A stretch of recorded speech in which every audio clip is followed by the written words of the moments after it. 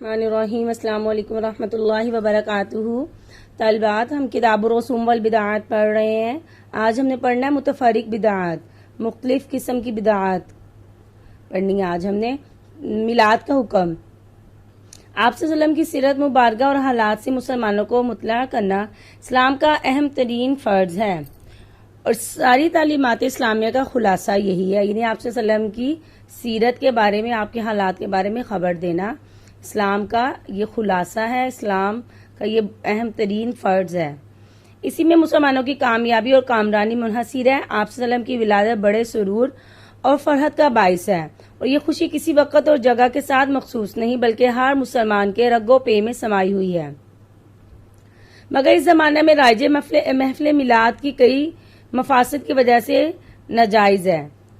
آپ صلی اللہ علیہ وسلم کے بارے میں یہ عقیدہ رکھنا کہ آپ صلی اللہ علیہ وسلم محفل میلاد میں تشریف لاتے ہیں، جبکہ یہ واضح کفر ہے، جس کی حرمت قرآن کریم، آیات اور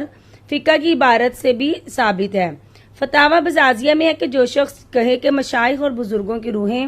حاضر ہوتی ہیں تو اس کو کافر سمجھا جائے گا۔ فقہ کی کتابوں میں یہ مسئلہ بھی مذکور ہے کہ جو شخص نکاح کے وقت کہے کہ میرا گواہ اللہ اور اس کا رسول صلی اللہ علیہ وسلم ہے تو وہ کافر ہو جائے گا۔ اسی طرح محفل میلاد میں مٹھائی وغیرہ کو ضروری سمجھا جاتا ہے، اور خود محفل میلاد کو بھی واجب کا درجہ دیا جاتا ہے، جبکہ اگر کسی وجہ سے جائز کام کو بھی ضروری سمجھا جانے لگے تو وہ بھی مکروہ ہو جاتا ہے۔ نیز میلاد کے لیے شریعت میں دن اور مہینے کی کوئی تعین نہیں ہے، کوئی دن مقرر نہیں ہے، جبکہ اس دور میں اہل بدعت نے اپنی طرف سے یہ مقرر کر رکھی ہے، دن اور تاریخ مقرر کر لی ہے، جو سراسر شریعت پر زیادتی ہے۔ حالانکہ حاصل یہ ہے کہ مذکورہ بالا مفاسد کی بنا پر برائیوں کی وجہ سے محفل میلاد قائم کرنا جائز نہیں ہے۔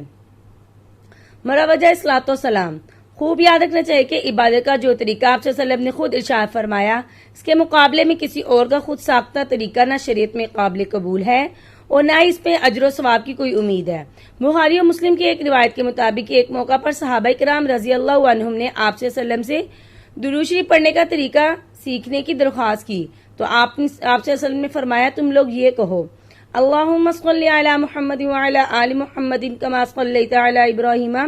وعلی آل ابراہیم انک حمید مجید، اللہم بارک علی محمد وعلی آل محمد کما بارکت علی ابراہیم وعلی آل ابراہیم انک حمید مجید۔ یہ تعلیم کا موقع ہے۔ ظاہر ہے کہ جس طرح درود شریف کی تعلیم اس حدیث میں دی گئی، اس میں اور مروجہ درود و سلام پڑھنے میں کوئی تعلق نہیں ہے۔ سوچنے کی بات یہ ہے کہ اگر صلاۃ و سلام کا یہی مروجہ طریقہ درست ہوتا تو یقیناً آپ صلی اللہ علیہ وسلم اسی طرح تعلیم دیتے، اس طریقے کی تعلیم ضرور فرماتے، جبکہ ایسا نہیں ہوا۔ معلوم ہوا کہ یہ خود ساختہ اور من گھڑت چیزوں کو دین سمجھنا اور ثواب کی امید رکھنا بدعت ہے۔ غرض یہ کہ دور حاضر میں نماز جمعہ اور دوسرے اوقات میں بھی کھڑے ہو کر درود و سلام پڑھنے کا جو طریقہ رائج ہے وہ آپ صلی اللہ علیہ وسلم سے ثابت نہیں ہے، اور نہ ہی صحابہ کرام سے، اور نہ ہی تابعین اور تبع تابعین سے ثابت ہے۔ یہ کیا ہے؟ خود ساختہ، من گھڑت، خود سے بنایا ہوا ہے۔ آپ صلی اللہ علیہ وسلم کا نام سن کر کھڑے ہونا، بعض لوگ آپ صلی اللہ علیہ وسلم کا نام سن کر کھڑے ہو جاتے ہیں، اس کو ضروری اور تعظیم کا ایک مسنون طریقہ سمجھتے ہیں، حالانکہ آپ صلی اللہ علیہ وسلم کی محبت سب سے زیادہ صحابہ کرام رضی اللہ عنہم کے دل میں تھی۔ صحابہ کرام رضوان اللہ علیہم اجمعین سے زیادہ کوئی شخص محب رسول ہو ہی نہیں سکتا، لیکن صحابہ کرام رضوان اللہ علیہم اجمعین آپ صلی اللہ علیہ وسلم کی آمد پر کھڑے نہیں ہوتے تھے، اس لیے کہ آپ صلی اللہ علیہ وسلم اپنے لیے کھڑے ہونے کو ناپسند فرماتے تھے۔ پس اگر تعظیم کا یہ طریقہ اچھا ہوتا، مستحسن ہوتا، تو صحابہ کرام رضوان اللہ علیہم اجمعین ضرور اسے اپنا لیتے، اور آپ صلی اللہ علیہ وسلم اس کو ناپسند نہ فرماتے، جبکہ خود آپ صلی اللہ علیہ وسلم کی آمد پر کھڑا ہونا ثابت نہیں ہے بلکہ اس کے خلاف منقول ہے، تو آپ صلی اللہ علیہ وسلم کے نام کے تذکرے پر کھڑا ہونا کیسے درست ہو سکتا ہے؟ آپ صلی اللہ علیہ وسلم کا نام مبارک سن کر انگوٹھے چومنا، اذان و اقامت میں آپ صلی اللہ علیہ وسلم کا نام نامی آ جانے پر انگوٹھے چومنے کا کسی بھی حدیث سے کوئی ثبوت نہیں۔ امام سیوطی رحمۃ اللہ نے اس طرح کی تمام روایات کو موضوع و من گھڑت قرار دیا ہے، اس کو مسنون سمجھنا بدعت ہے۔ آج کل اہل بدعت اسے سنت سے بھی بڑھ کر ضروری سمجھتے ہیں اور انگوٹھے نہ چومنے والوں کو ملامت کرتے ہیں، اس لیے اس سے اجتناب لازم ہے۔ سفر کے آخری بدھ کو عمدہ کھانا، بعض لوگ ماہ سفر کے آخری بدھ کو اس عقیدہ سے عمدہ کھانا پکاتے ہیں یا مٹھائی وغیرہ تقسیم کرتے ہیں کہ اس دن آپ صلی اللہ علیہ وسلم کو مرض سے شفا ہوئی اور آپ صلی اللہ علیہ وسلم نے غسل صحت فرمایا۔ یہ غلط اور من گھڑت عقیدہ ہے، اس لیے یہ رسم ناجائز اور گناہ ہے۔ رجب کے کنڈوں کی حقیقت۔ 22 رجب کو کنڈے کی رسم کی حقیقت دراصل دشمنان صحابہ کرام یعنی شیعہ لوگ جو آپ صلی اللہ علیہ وسلم کے صحابہ کرام سے نفرت رکھتے ہیں، انہوں نے حضرت معاویہ کی وفات پر خوشی کا اظہار کرنے کے لیے ایجاد کی، اس لیے 22 رجب حضرت معاویہ کی تاریخ وفات ہے۔ اس جرم پر پردہ ڈالنے کے لیے یہ لوگ اس رسم بات کو حضرت جعفر صادق کی طرف منسوب کرتے ہیں کہ انہوں نے خود اس تاریخ کو اپنے فاتحہ کا حکم دیا، حالانکہ یہ سب من گھڑت ہے۔ 22 رجب کا حضرت جعفر صادق سے کوئی تعلق نہیں، نہ اس تاریخ میں آپ کی ولادت ہوئی اور نہ ہی وفات۔ حضرت جعفر صادق کی ولادت 8 رمضان مبارک 80 ہجری یا 83 ہجری میں ہوئی اور وفات شوال 148 ہجری میں ہوئی، لہذا ایسی بری رسم میں کسی طرح بھی شریک ہونا جائز نہیں۔ روزہ کشائی کی رسم۔ بعض علاقوں میں یہ رواج ہے کہ جب بچے کو پہلا روزہ رکھواتے ہیں تو افطار کے وقت اس کے گلے میں ہار ڈالتے ہیں، کھانا پکاتے ہیں، 2 صحباب کو بلاتے ہیں اور مسجد میں بھی افطار کے لیے کھانا بھیجا جاتا ہے۔ اس رسم کا شریعت میں کوئی ثبوت نہیں، اس کو ثواب سمجھ کر کرنا دین میں اپنی طرف سے زیادتی کرنے کی وجہ سے بدعت اور ناجائز ہے۔ اسی طرح قبروں پر چراغ جلانا بھی بدعت ہے۔ جو لوگ قبروں پر چراغ جلاتے ہیں آپ صلی اللہ علیہ وسلم نے ان پر لعنت فرمائی۔ خطبہ حجۃ الوداع۔ خطبہ الوداع رمضان المبارک کے آخری جمعہ میں وداعی خطبہ پڑھنے اور اس میں الوداع اور الفراق جیسے الفاظ کہنے کا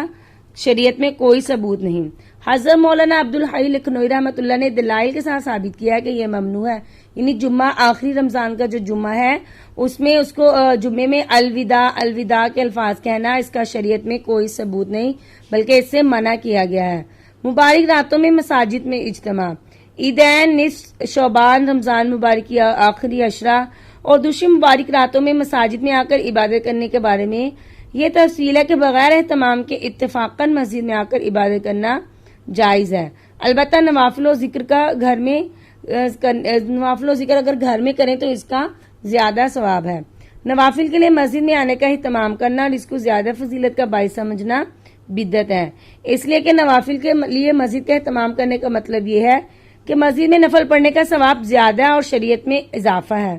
احادیث مبارکہ میں وضاحت کے ساتھ موجود ہے کہ نوافل گھر میں پڑھیں تو زیادہ ثواب ہے۔ اگر ان برکت والی راتوں میں اجتماعی شکل میں عبادت کا اہتمام کیا جائے، مثلا نوافل کی جماعت کی جائے، تو یہ بدعت ہے اور اس میں ایک مزید خرابی ہے، وہ یہ ہے کہ نفلی عبادت اجتماعی شکل میں بن جائے گی جو شرعاً منع ہے۔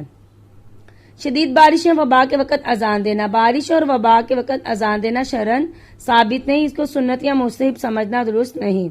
اجتماعی طور پر درود شریف پڑھنا۔ نماز جمعہ کے بعد اجتماعی طور پر کچھ لوگ بیٹھ کر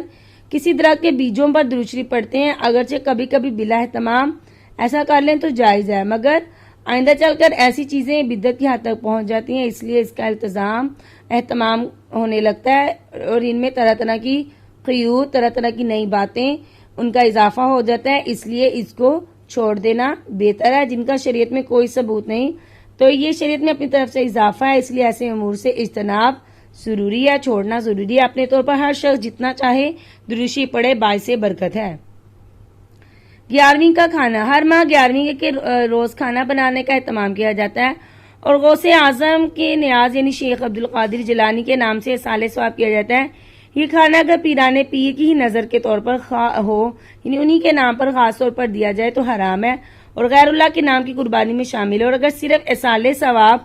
کا مقصد ہو تو یہ کھانا حرام نہیں ہوگا، لیکن خاص دن کا تاریخ کا مقرر کر لینا اور اسی دن یہ کام کرنا اور اس کا التزام کرنا بدعت اور ناجائز ہے۔ شب برات۔ شب برات میں عید منانا، حلوہ پکانا، کھانا اور مختلف کھانے پکانا اور اس حد تک اہتمام اور التزام کرنا کہ اس کو کسی طور پر نہ چھوڑیں، جیسے کہ آج کل رائج ہے، یہ بدعت ہے، اس سے اجتناب لازم ہے۔ اگر التزام نہ ہو اور ثواب نہ سمجھا جائے تو بھی اس کو نہیں کرنا چاہیے، کیونکہ اس سے مروجہ رسم کی تائید ہوتی ہے۔ تبرکات کی زیارت۔ بزرگان دین اور سلف صالحین کے آثار و تبرکات کو دیکھنے چھونے سے برکت حاصل کرنا جائز ہے، مستحب ہے، لیکن تاریخ اور دن مقرر کر کے زیارت کرنے کے لیے جمع ہونا، اس کا التزام کرنا یعنی غیر لازم کو اپنے اوپر لازم کر لینا، ضروری نہیں اس کو اپنے اوپر ضروری کر لینا، جو مروجہ بدعات کی اصل اور بنیاد ہے، یعنی جو طریقہ جو چیز ضروری نہیں فرض نہیں اس کو اپنے اوپر ضروری اور فرض کر لینا، یہ طریقہ اختیار نہیں کرنا چاہیے اور اس سے احتراز کرنا چاہیے، بچنا چاہیے۔ بیٹی کے ہاں کھانے کو حرام سمجھنا، بیٹی کے گھر پڑے رہنا حسن معاشرت کے خلاف ہے، لیکن اس قدر احتیاط کر کے کھانے پینے کو ہی حرام سمجھنا اور اس میں غلو اور جہالت کی بات ہے۔ اسلام اعتدال کی تعلیم دیتا ہے، زیادہ آمد و رفت جس کی وجہ سے بیٹی کے سسرال والوں کو دقت و شرن اور عرفن معیوب ہے، بری بات ہے، لیکن کبھی کبھی ملاقات کے لیے جانا اور اس کے ہاں کھانے پینے میں کوئی حرج نہیں۔ کسی کے کرام میں کھڑا ہونا، آنے والے کے کرام کے لیے کھڑا ہونا جائز ہے، جبکہ جس کے لیے کھڑا ہو جا رہا ہے وہ خود اپنے لیے اس کو پسند نہ کرتا ہو یا اس کے دل میں تکبر پیدا نہ ہو، اس کا اندیشہ نہ ہو، ورنہ ایسے شخص کے لیے کھڑا ہونا جائز نہیں، یعنی جس کے دل میں تکبر ہو اور جو پسند کرے کہ میرے لیے کھڑا ہوا جائے اس کے لیے کھڑا ہونا جائز نہیں ہے۔ بوقت رخصت خدا حافظ کہنا، خدا حافظ ایک دعا ہے جس کے معنی اللہ آپ کی حفاظت کرے۔ اس طرح کی ایک دعا نبی کریم صلی اللہ علیہ وسلم نے ایک موقع پر ابو قتادہ کو دی تھی اور فرمایا تھا حفظک اللہ، اللہ آپ کی حفاظت فرمائے۔ بوقت رخصت اگرچہ ان الفاظ کو رسماً استعمال کیا جاتا ہے، تاہم اس کو سنت یا لازم سمجھا جائے اور السلام علیکم کے بعد کہا جائے تو گنجائش ہے، یعنی اس کو سنت یا لازم نہ سمجھا جائے خدا حافظ کہنے کو، اور اگر سلام کے بعد کہا جائے تو گنجائش ہے، جائز ہے۔ رخصت کے موقع پر نبی کریم صلی اللہ علیہ وسلم نے السلام علیکم کہنے کی تعلیم دی اور جاتے وقت سلام کہنے کو ملاقات کے سلام سے زیادہ بہتر قرار دیا ہے، اس لیے سلام کو زیادہ اہمیت دی جائے کیونکہ یہ ایک مسنون عمل ہے، اسے چھوڑ کر صرف خدا حافظ کہنے کو عادت بنا لینا سنت کا ترک لازم آتا ہے، یعنی سنت کو چھوڑنا آتا ہے اور جو نئی چیز ہے اس کی عادت بن جائے گی، اس لیے خدا حافظ کہنے کے بجائے السلام علیکم سلام کرنا چاہیے۔ ٹیلی فون پر ہیلو کہنا، اسلام میں زندگی کے ہر گوشے کے لیے بہترین رہنمائی موجود ہے۔ آپ صلی اللہ علیہ وسلم اگر کسی کے گھر پر جاتے تو اجازت کے لیے السلام علیکم فرماتے اور آپ صلی اللہ علیہ وسلم کے دروازے پر اگر کوئی دستک دیکھتا تو آپ پوچھتے کون ہے۔ آمنے سامنے ملاقات کے وقت نبی کریم صلی اللہ علیہ وسلم نے سلام کرنے کی تعلیم دی۔ ٹیلی فون پہ ایک دستک دینے اور گفتگو کا ایک جدید آلہ ہے، باقی موقع محل وہی ہے جس کے بارے میں آپ صلی اللہ علیہ وسلم تعلیم دے چکے ہیں، یعنی دستک دینا یہ بھی ایک ملاقات ہے کہ سامنے نہیں ہوتا جس سے ہم بات کرنا چاہ رہے ہیں، تو اس موقع پر بھی ایک مسلمان کو اسی تعلیم پر عمل کرنا چاہیے، یعنی ٹیلی فون پر بھی یوں کہے جی کون ہے اور السلام علیکم بھی کہہ سکتے ہیں، جب خود فون کریں اور دوسری طرف کوئی فون اٹھائے تو السلام علیکم ہی کہنا چاہیے۔ اس با مقصد بامعنی خوبصورت طرز تکلم اور مفید دعا کو چھوڑ کر ہیلو کہنا جو بظاہر بے معنی قسم کا لفظ ہے، تہذیب کے خلاف ہونے کی وجہ سے خلاف ہونے کے ساتھ ساتھ ایک مسلمان کی دینی غیرت، آزادی، خودداری کے بھی خلاف ہے کہ اپنی دستار اپنے طور طریقے کو چھوڑ کر دشمن کے چیتڑے سر پر رکھتا ہے، یعنی دشمن کے جو طریقے ہیں، دشمن کے جو رواج ہیں ان کو اپنے سر پر رکھتا ہے، اس لیے جو طریقہ جو آپ صلی اللہ علیہ وسلم کی سنت ہے اس کو اپنانا چاہیے۔